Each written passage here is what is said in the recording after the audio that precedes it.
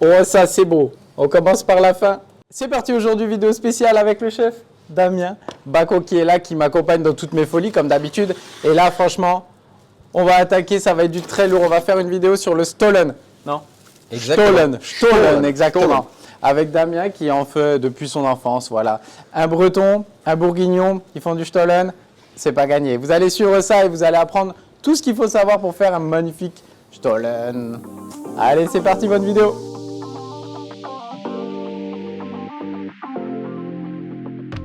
Allez, on est parti, on va envoyer du steak aujourd'hui, c'est parti, on est prêt.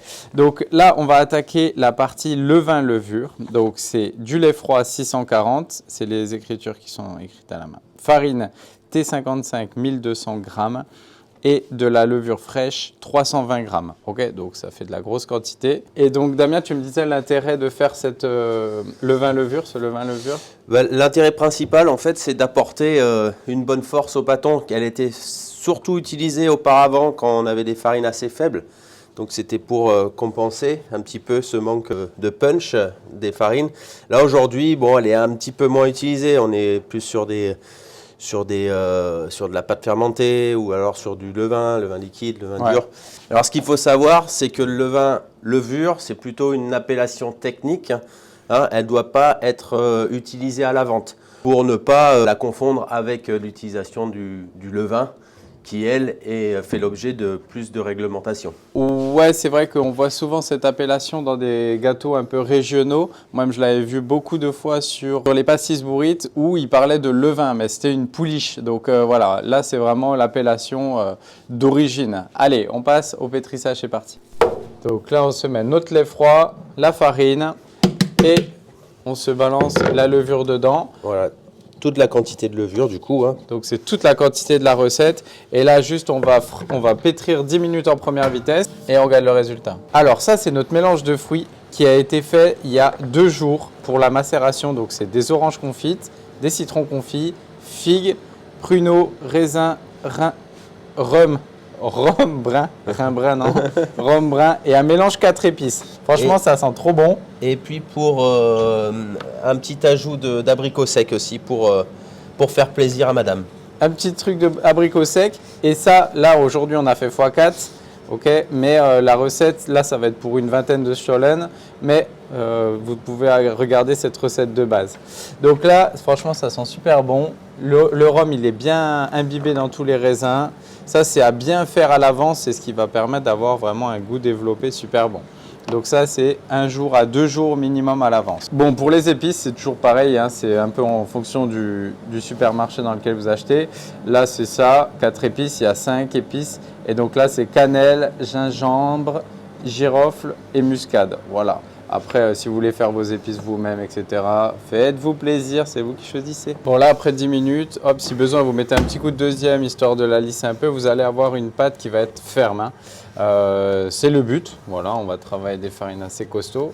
Donc, n'hésitez pas, c'est cette texture que ça doit avoir. On fait une bonne petite boule. Allez, et du coup, là, ce levain-levure, on va le mettre dans un bac, on va mettre un petit peu d'eau pour pas que ça croûte, ça c'est important. Ou alors on peut couvrir avec un papier guitare, n'importe. Et on va le laisser là 45 minutes pour cette technique et cette recette. Allez, on y va, c'est parti. Après 45 minutes de fermentation, on va attaquer la deuxième partie. Donc là, c'est la pétrissée. Le vin levure, il est là, donc il a pris pas mal de volume. Il n'est pas magnifique. On aurait pu plus lisser la pâte, mais voilà, c'est la vie du boulanger. On va faire avec. Farine T55, 2800 grammes, du sucre 480, du sel 60, du lait froid 800 grammes, du beurre 800 et des œufs 640. Donc là, on va... Est-ce qu'on met le beurre, on met tout ou on fait comme une brioche? Comme une brioche, ouais. Donc là, on part comme une brioche, donc c'est-à-dire qu'on va pétrir avec le liquide, etc. Mais on ne va pas mettre notre beurre qu'on mettra en fin de pétrissage quand ça sera bien pétri. Donc là, on met notre lait, les œufs et on va pétrir... Combien tu pétris toi? 5 et 7? Ouais. Donc on va faire un pétrissage classique de brioche, 5 et 7, 4 et 6, en fonction de votre batteur et de votre puissance. On commence à avoir un peu d'élasticité. Donc on va rajouter le beurre en trois fois. Okay. En première vitesse, gentiment. On prend son temps. Et pas pressé. Ah non, la vie est belle. Donc là, après avoir mis le beurre, surtout n'hésitez pas, vous mettez un petit coup de deuxième si besoin. Il faut vraiment que le réseau il soit bien créé. Bon là c'est pas mal. Le chef il veut remettre un petit coup de deuxième. Allez, juste c'est le chef qui décide. Est-ce que des fois tu mets de la troisième? C'est la polémique. Bon, des fois tu mets de la troisième quand même. Très rarement. Là, nickel. Consistance parfaite. On va se mettre nos fruits confits. Allez, toute la macération. Nos fruits macérés, voilà. Ça, c'est beau. Ça sent bon. Et là, on fait Ça quoi? sent Un bon, petit ouais. mélange tranquille? C'est ça, en première vitesse, hein, qu'on ait un mélange bien homogène. Ouais, 5 minutes en première, ça sent bon, franchement. On va se régaler. Allez, ça, c'est pétri. On va se mettre ça dans un petit bac. La petite technique du chef, c'est de remettre dans son bac qui a servi à la macération des fruits. Ok? Donc, voilà, n'ayez pas peur. Ça fait partie de la recette. Donc là, c'est pas de la saleté, hein. C'est des mélanges 4 épices, les restes de fruits, etc. Ah, ça, franchement, c'est beau. C'est satisfaisant, on dirait les jeunes. Donc, on se fait une petite enveloppe, hop, et ça va partir. Donc, pour le pointage, 2 heures à température ambiante. Vous avez la possibilité également de faire des pointages un peu plus longs au frigo si besoin, en fonction de la production. Et certains vont faire un rabat au bout d'une heure. Étant donné que c'est quand même des farines assez costauds de nos jours, tout ça, moi franchement j'en ferai pas, mais c'est possible aussi. On n'en fera pas. On n'en fera pas. On n'en fait pas. Alors pendant le pointage, on va préparer des petits boudins de pâte d'amande. Voilà, des boudins de 20 cm. Donc là ils font 90 grammes. Pâte d'amande à 70%. Et on va faire des boudins de 90 grammes pour des stollen de 500 grammes pesés en poids de pâte.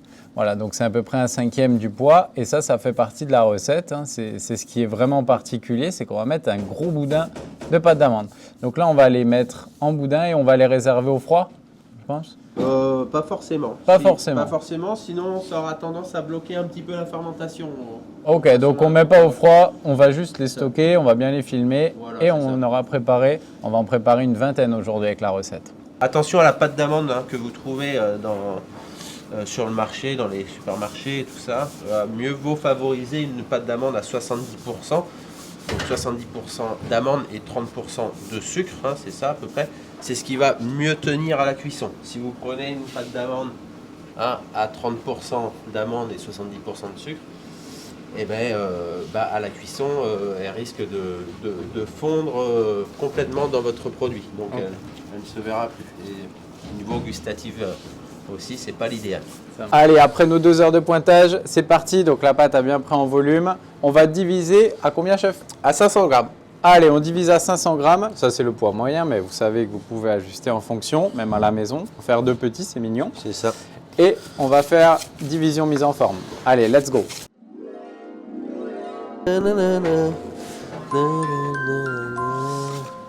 Underneath the tree. Allez, donc, on divise à 500 grammes et on va se faire une petite mise en forme boule. Et le chef, il va nous montrer ça. Ça va être le talent, ça. Allez, on se fait un petit boulage avec le chef. En forme ronde. Hop, les extrémités au centre. Et on vient légèrement serré et bouler. Et là, une petite détente de 10-15 minutes Ouais, à température ambiante. un bon petit quart d'heure. Ouais. Un bon quart d'heure à température ambiante. Allez, vous mettrez ça et la note, s'il vous plaît. Pour le façonnage, alors on va le faire en plusieurs façons. Donc, comme on l'a dit, Damien en faisait déjà, enfin son père et toute sa famille en faisait, même en Bretagne. Hein. Mais il façonnait vraiment plus simplement. Ça, c'est la technique, on va dire, la plus traditionnelle. Alors, un petit coup de rouleau. Donc là, il n'a pas retourné sa pièce pour l'instant. Et il la retourne à ce moment-là. Donc il a fait un quart de tour, comme un bâtard. Hein. On va placer notre boudin de 90 grammes de pâte d'amande sur le milieu. On va refermer. Et on va venir souder avec un rouleau. Et ça va nous donner une petite surépaisseur ici. Voilà. Ça, c'est ce qu'on va dire le façonnage assez traditionnel. Voilà. Deuxième, normal. En mode simple, efficace. Voilà. En mode façonnage, donc on va dégazer notre petit bâtard. On va placer notre boudin dedans et on façonne.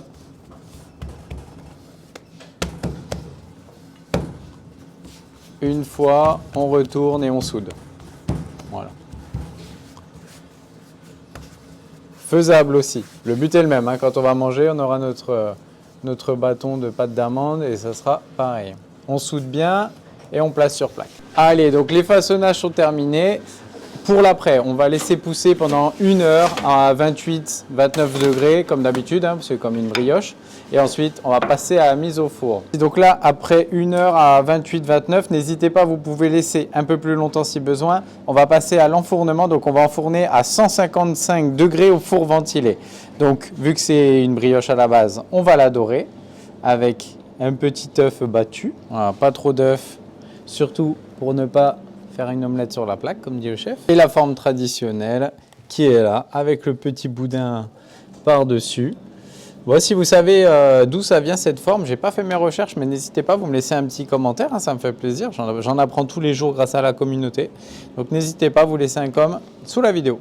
Et allez, en avant Guingamp, c'est parti. Allez, on va suivre ça en timelapse, c'est parti.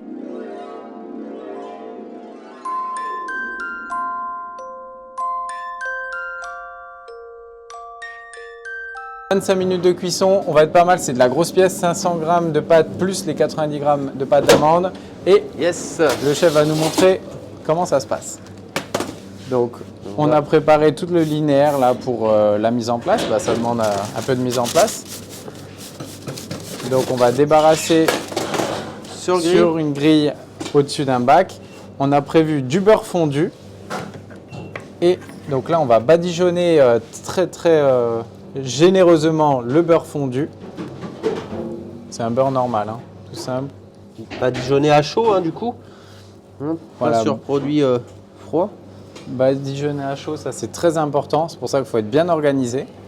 Une fois que c'est fait, tac tac, on va basculer à l'étape numéro 2. Et on viendra donc du coup recouvrir de sucre semoule. Donc on passe à l'étape 2, on met sur la grille sur un autre bac et on recouvre généralement de sucre semoule. On recouvre généreusement même. Généreusement. Ou généralement.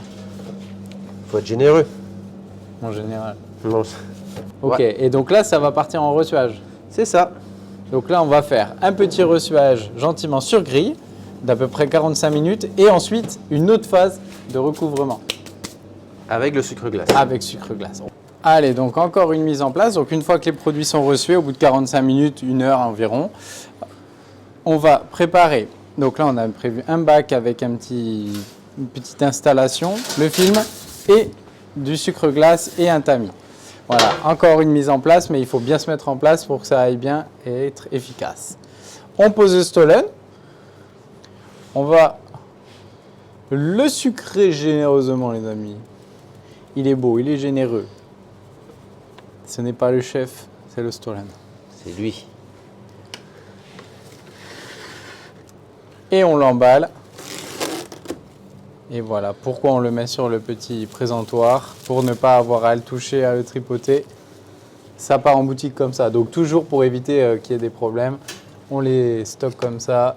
On va passer à la dégustation. On y va. On se découpe une petite tranchette. Donc ça, c'était la version Version normale. normale. Il y a possibilité de revoir un petit peu le façonnage. Hein. Alors juste, voilà, pour une fois, par curiosité, ben, on a les deux façons de faire. Hein. Donc ça, c'était la façon pliée en chausson, comme ils appellent. Hein. Donc la pâte d'amande est bien au milieu. Et ça, c'était la version façonnée. Donc elle est décalée vers la droite. Donc au moins, on aura le pourquoi du comment. Là, c'est à vous de choisir. Version facile, mais un peu décalée. Et après, je pense que ça peut même se placer au milieu. Ouais, les amis. Allez, on passe à la dégustation. Ouh, ça va être bon, ça. Alors, bon, c'est pas totalement bien reçu, mais on doit être pas mal. On va être pas mal, je crois, chef. La texture, très molle. On sent bien tous les arômes. Hein. Putain, on se prend un shoot de pâte d'amande quand même. Hein. Ça ira mieux si ça tourne.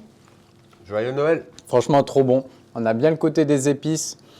Ceux qui aiment la pâte d'amande, il faut aimer la pâte d'amande quand même, hein, parce que ça te met quand même un shoot de sucre.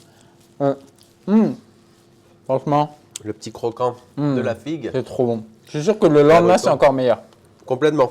Ah, ouais. Complètement. Une Bon. fois reçué, on sentira encore plus les arômes. C'est un produit qui va se garder bien 5-6 jours. Ouais, par contre, il n'en reste pas une mièse. Hein. Et ouais, les amis, merci beaucoup en tout cas à Damien à l'Institut Culinaire. Bah ouais, maintenant on fait partie de la team. De nous avoir accueillis pour cette magnifique vidéo de Noël, le petit Stollen ou Stollen? Stollen. Stollen.